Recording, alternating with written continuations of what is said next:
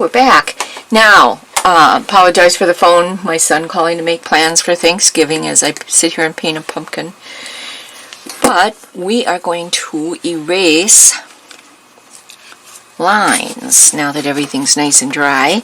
We got this erase and this erase and this erase. Now we just need to erase this. Make sure you can see me here. It looks like you can. And that went outside my line there, but you know what? So many knobs and things on this pumpkin. Pumpkin squash, I guess. You always want to make sure that everything's off and not on your lap. You don't want your brush picking it up after you've wiped off your brush. Looks pretty good. That came off pretty easy.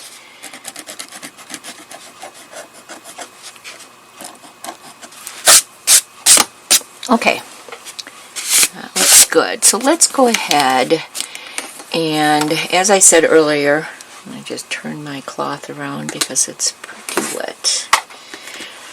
I want a darker green to darken up some of these darker areas. And to do that, let's see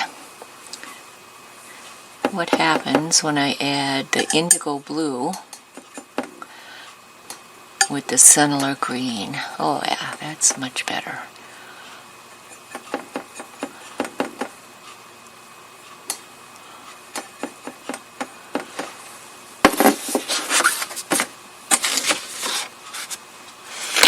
And we're going to just add this right in.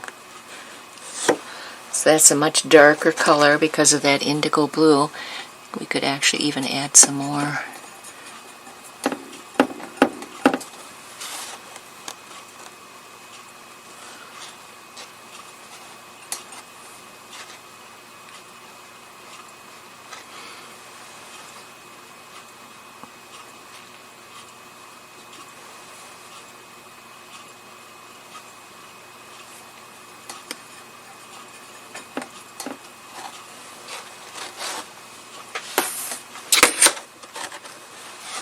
Take some of that moisture out of there.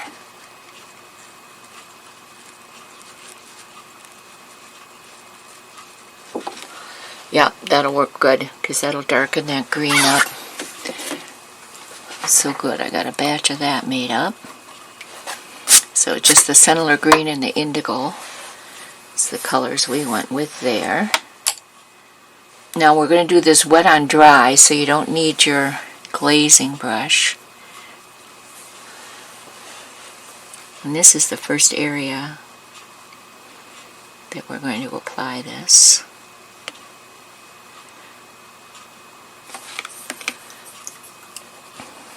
And you need to clean your brush out right away and pull that edge up so it doesn't have a harsh line. Although that one's pretty harsh.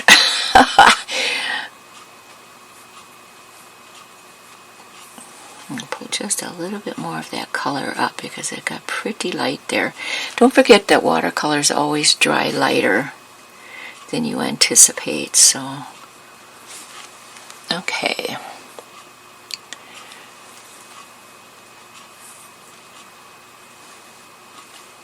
Yeah, this is all pretty dark in here.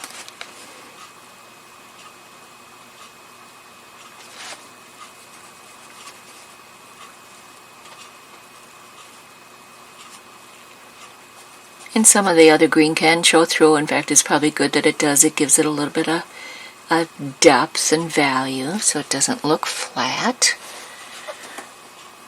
And that's why I was saying with the lines you want to make sure that they curve because it's not a flat squash or pumpkin squash. It is curved. It's got curves. It's kind of like us ladies. We all got curves. Some are good, some are bad. So we got most of the greens. I guess this corner needs it a little bit too, not a lot. Right in here. Helps separate that out and it creates a curved edge there.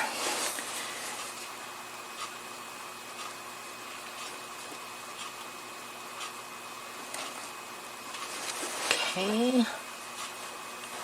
And there's one dark streak over here.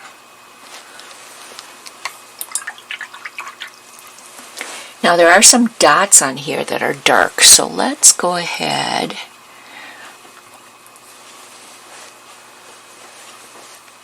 not a lot on the bottom that way.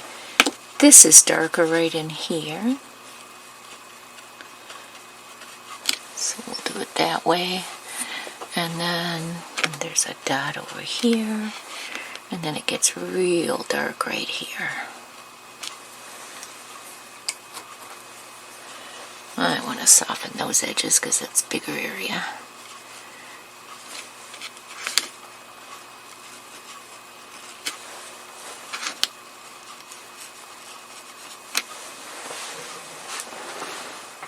Dropped my baby wipe.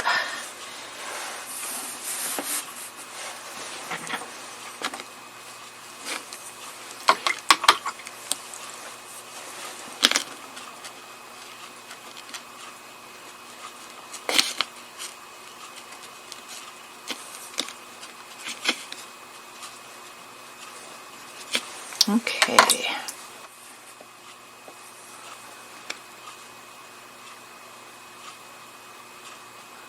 Adding some more dark in there.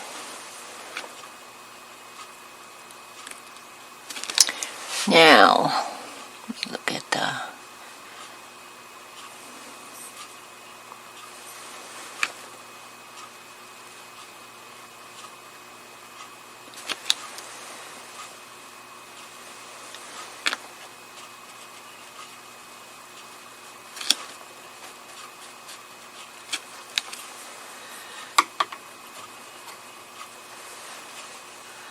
Now there are some darker reds in there, or pumpkin red I should say.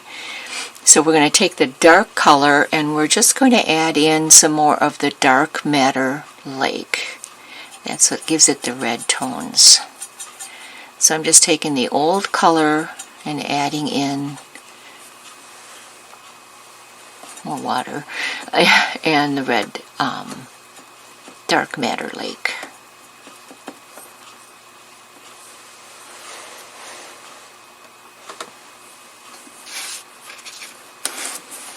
Now, since I'm having a problem with it drying, I'm just going to add a little bit of water in here so it won't dry quite so bad.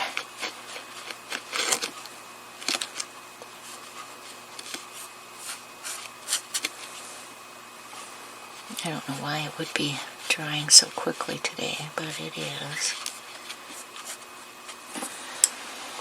Okay.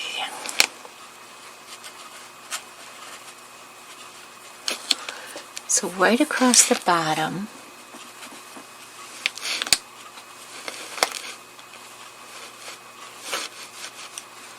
I'm going to add some of that darker color in, and then it does come up right in here as well. So we'll do that, and over here it does too.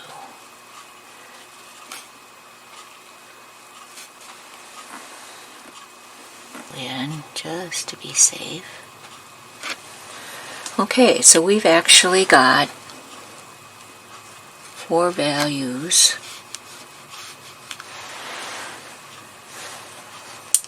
of that red color on there, or pumpkin color I should say. I'm going to get some more of this color over here. Just wanted to let that green have a chance to dry.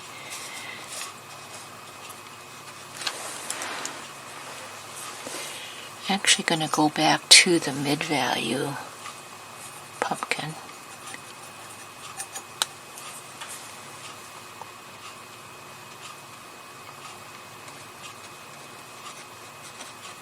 And again, you don't want to cover up all your colors, you just want to add some depth.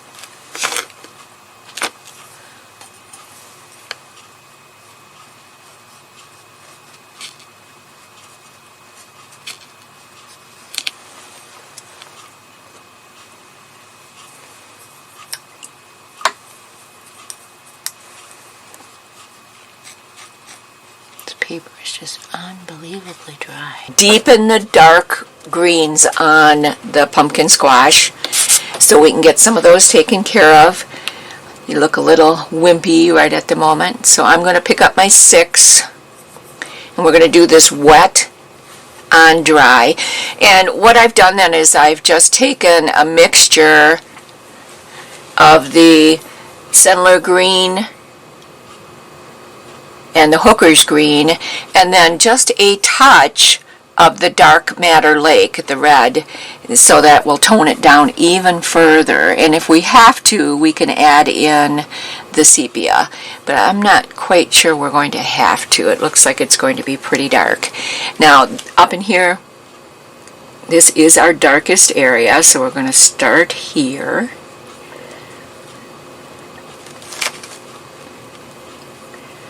And we don't want to cover the entire area. We want to see some of the colors that we have on there. So it creates that value change that we're looking for.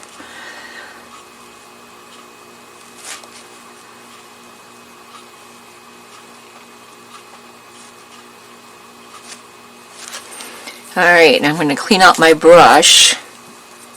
Now I am going to turn this around, but I'm going to try to do it off camera so it doesn't make you dizzy. And I'm just going to pull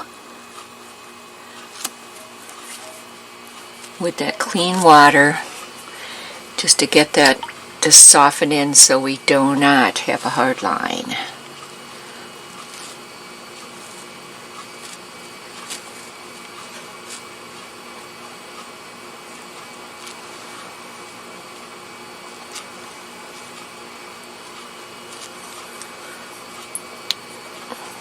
Okay, I'm going to do the same thing over here on this edge.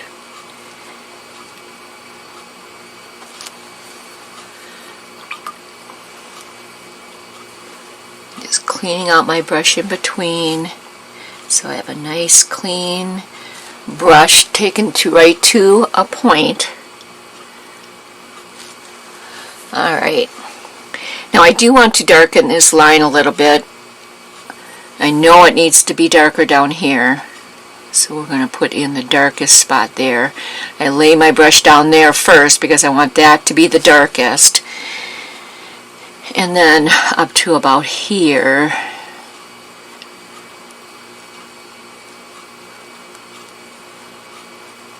As I look at the photograph, it needs to be at least that dark there, if not a little bit more.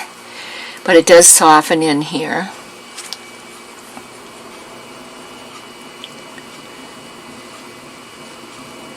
I had just a bit too much water on my brush when I did that, so I'm just going to pull that up.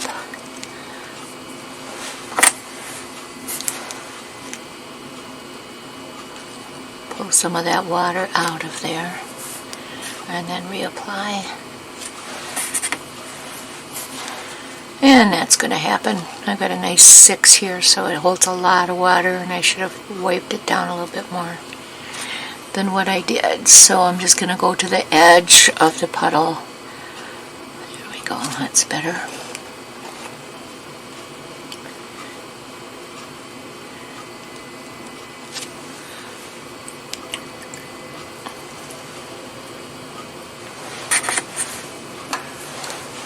I wipe my brush real well that time and just soften that edge.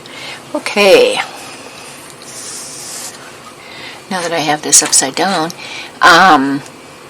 just looking, this needs to be darkened over here. Turn this around so you can see me a little bit.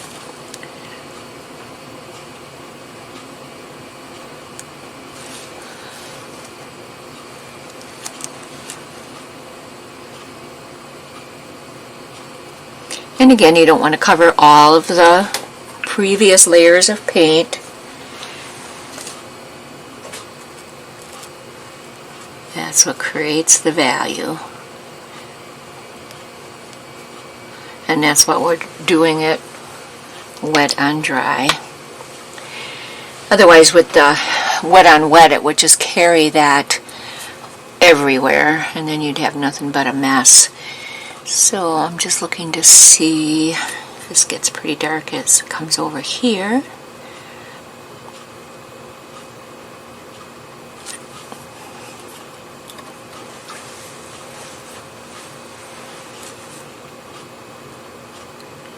And just soften that edge.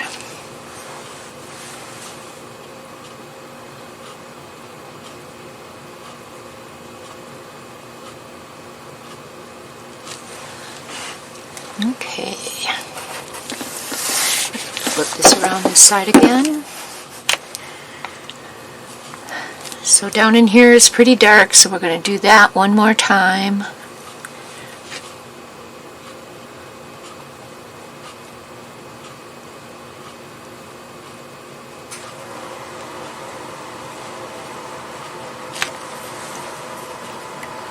Clean my brush. Just looking at the photograph to make sure I'm doing what I want to do. Softening this edge away.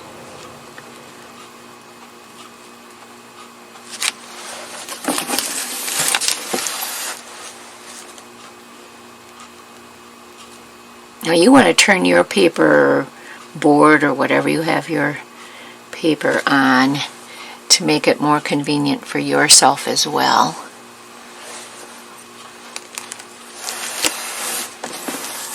And I'm going to give this corner right in here a little bit more paint, just to create that edge a little bit better.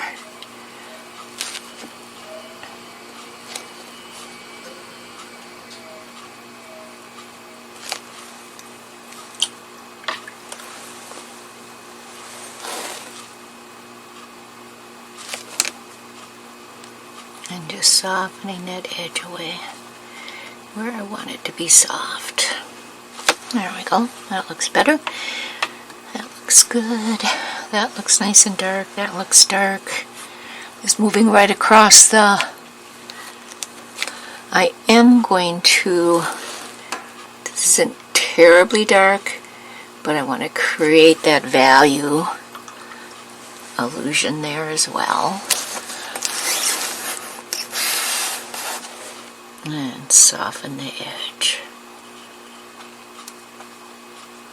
Okay.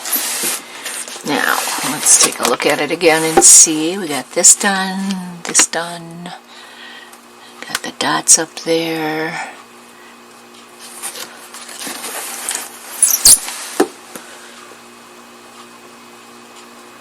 Soften the edge on that a little bit. So I did add some water there. See how it just ran? Let that dry and we'll keep an eye on it. Now there is some green in here too, so we'll do it this way. This kind of looks a little muted right there, so get some more color in there.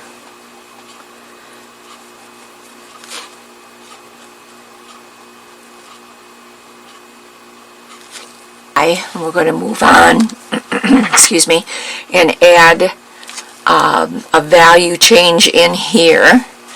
So the first thing I want to do is I want to add some water. Now the color we're going to use for that is going to be a very watered down gold ochre.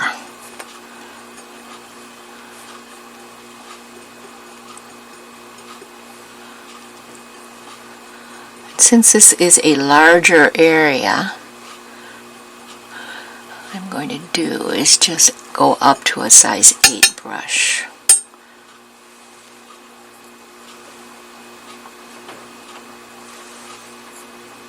Yep, there we go.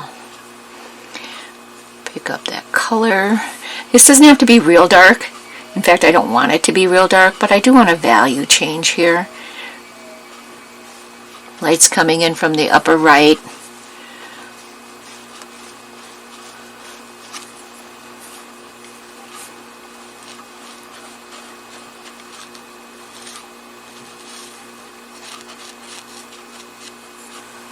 And again, I didn't go all the way to the edge of the water that I put down because I don't want it to have a real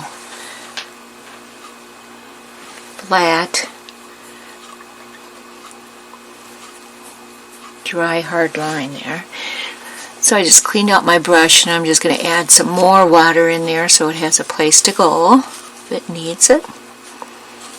And it's not a huge value change,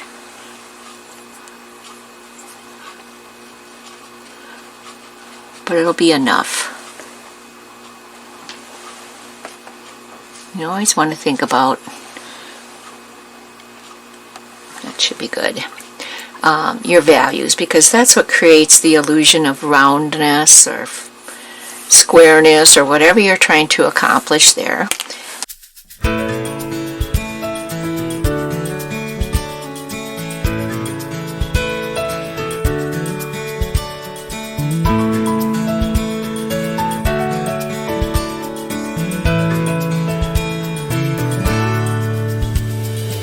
Okay, now while that one's drying, we're going to move on to get some of these darks in here. I'm going to go back down to an actual number 4.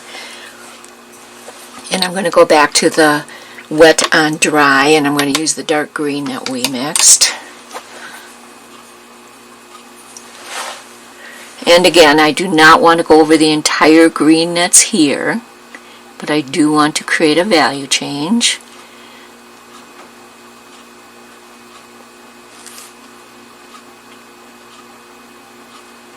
I'm just darkening these deep areas.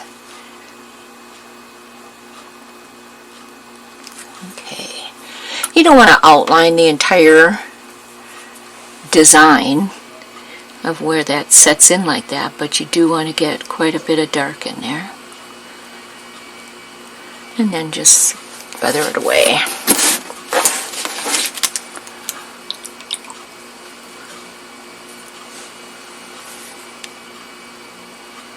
But there again, even in the darks like that, I left this one real dark because that's what I wanted. Even in the darks like that, you want a value change if at all possible, which means we're going to do the same thing. This is actually part of the leaf that's sitting down underneath this part.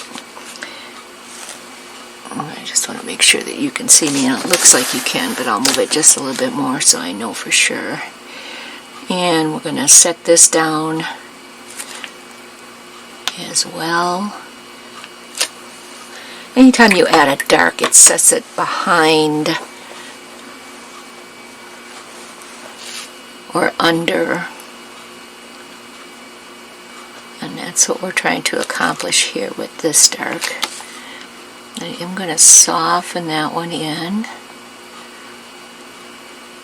There we go.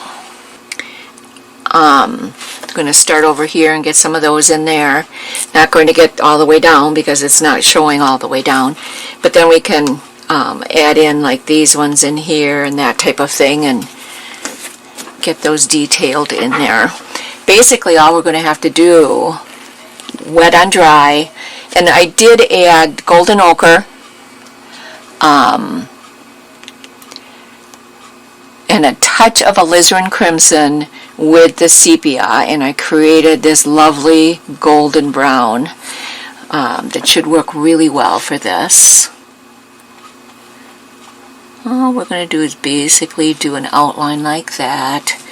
There's a couple little bumps there, so we'll separate them out. And there is one up here. You don't want to do too many at once because you do need to, and I think what I'm going to do is get another brush ready with water so I don't have to keep cleaning the one I've got in my hand. I'm going to turn this around so I can get at that side and blend them away without messing them up. There we go. And not creating a harsh line on the inside, which is exactly what you do not want.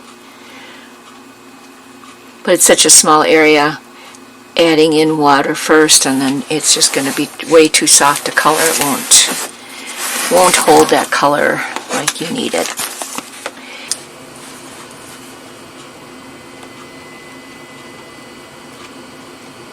There we go. And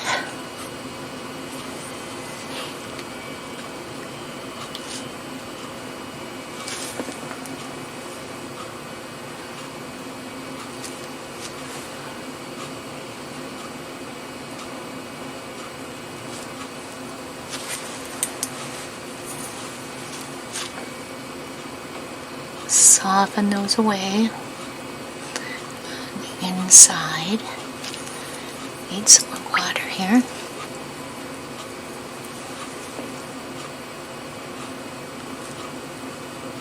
This works out nice where I have just a clean brush in my hand with nothing but water.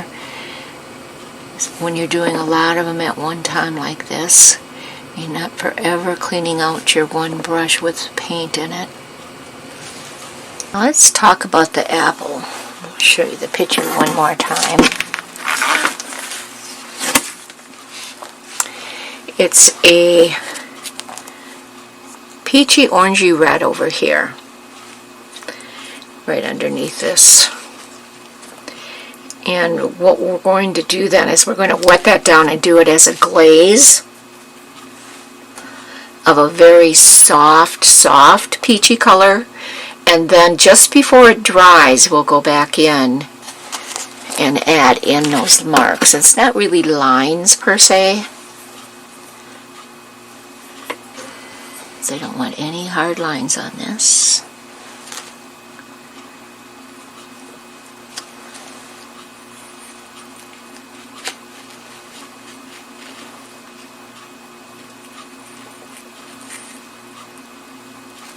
Okay, now the color that I'm going to use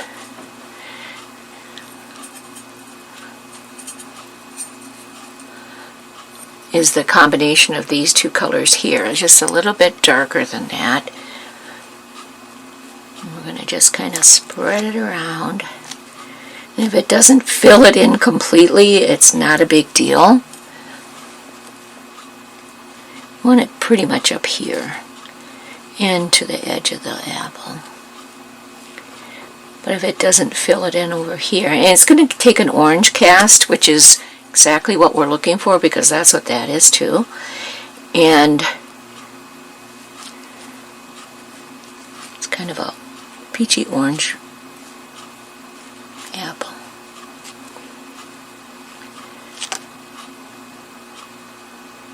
Make sure I get right up to those edges of that leaf there. Kind of dot and pull this along. Almost looks like a person that was painting in watercolors did this on that apple, because that's exactly what it looks like here.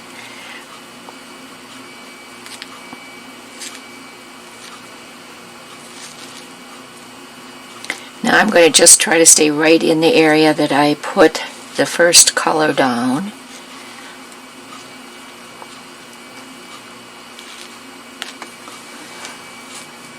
That was really good timing on putting that in, because it's just starting to set up, but it is picking up the color great.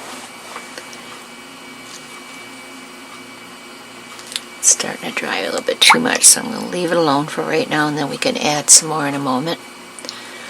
I'm going to get that one wet.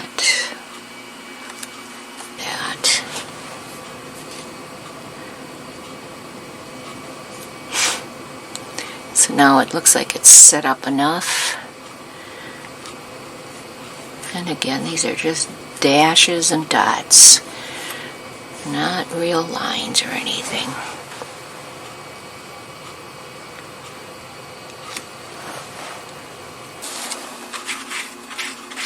Now we're not going to cover the entire apple with water, or I mean spots, but it's going to have quite a bit. Alright. So we're just going to darken some of these areas here. And like I said, I want to get some of that a little bit smaller, the highlight. And then if we have to come back in with straight alizarin crimson all by itself, once this is dry, we certainly can. It looks like that's probably going to end up being the case. This is spreading out pretty quickly and diffusing.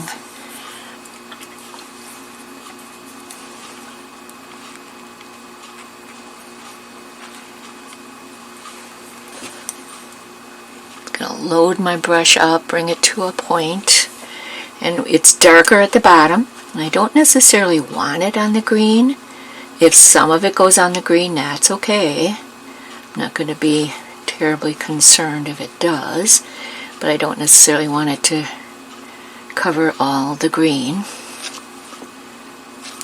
or the yellow necessarily.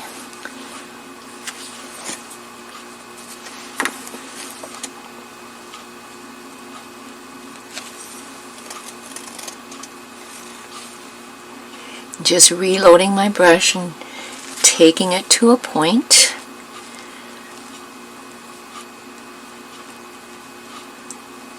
And we might have to do this again. So this is pretty dark.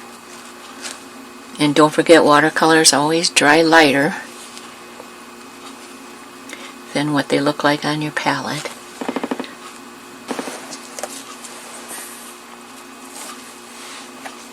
Okay, I'm going to dry these two, and then we'll go back to work on the apple a little bit more, and then we'll do the bottom of the squash. So I'll be right back with you.